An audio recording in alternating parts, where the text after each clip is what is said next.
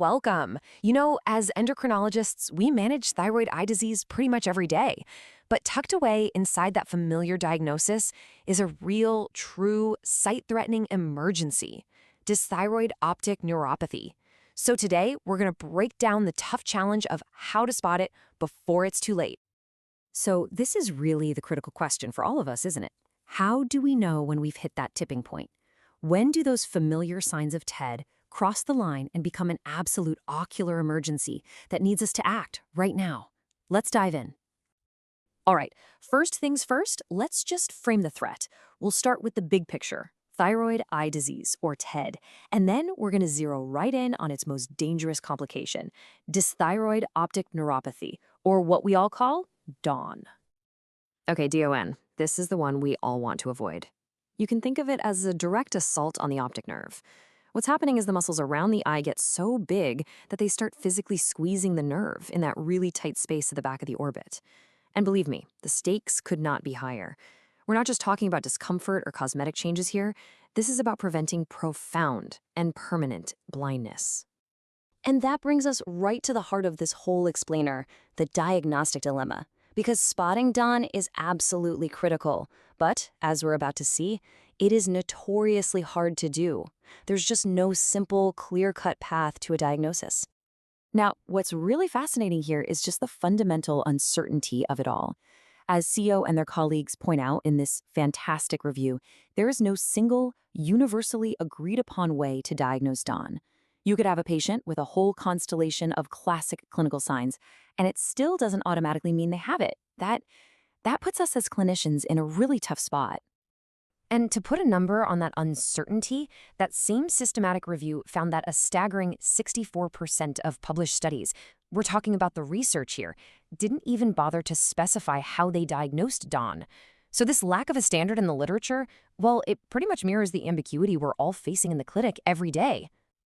Okay, so if there's no magic test, how in the world do we make the diagnosis? Well, it really comes down to becoming a bit of a detective. You're assembling a mosaic of clinical clues, piecing together all the evidence from your bedside exam to build a case. This chart here gives us an amazing overview of the diagnostic toolkit that clinicians are actually using out in the field. It's based on 95 different studies, and it shows us which clinical signs and tests are the ones people lean on the most to paint that diagnostic picture. So the really crucial takeaway is what's right at the top of this list. No big surprise, a drop in visual acuity is the most common red flag. It was used in almost 97% of the studies. Right behind that, you've got visual field defects and a relative afferent pupillary defect, or RIPD, and then impaired color vision and a swollen optic disc round out the top 5. These are your frontline indicators, the things you look for first. But, and this is a huge but, here's the critical catch. Just because a drop in vision is the most common sign, it doesn't mean it's always there. A major survey found that over a quarter of eyes with confirmed DON actually had what was considered normal vision.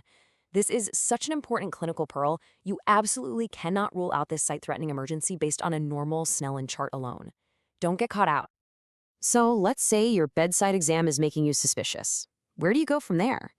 Well, let's look at how we use ancillary testing to build on those clinical clues and actually confirm what's happening behind the eye. And when we talk about ancillary tests, one finding on imaging stands head and shoulders above the rest. It doesn't matter if you're using a CT or an MRI, the single most common and important radiological sign is something called apical crowding. So what exactly is apical crowding? Well, you can think of it as the physical signature of the disease. The eye muscles get so swollen and inflamed that they literally start to create a traffic jam at the orbital apex, that super narrow space at the very back of the eye socket, and they just squeeze the optic nerve. So what you're seeing on the scan is the direct mechanical compression that's causing the vision loss. So let's pull all of this together. What does the evidence actually tell us about how often these key findings show up in patients who get a final diagnosis of DON?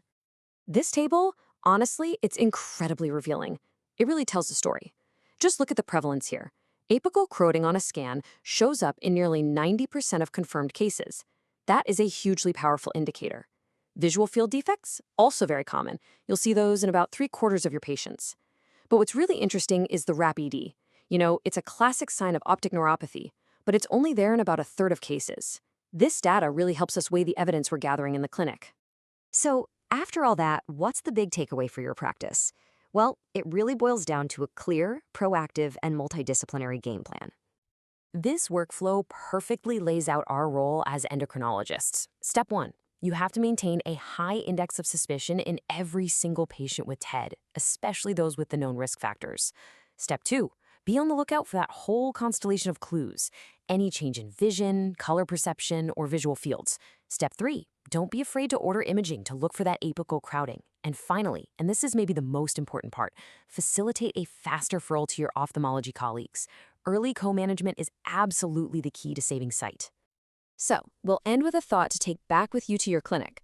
For a condition that has no gold standard test, where the signs can be subtle or sometimes not even there, is it possible that our most powerful diagnostic tool is simply a high index of suspicion?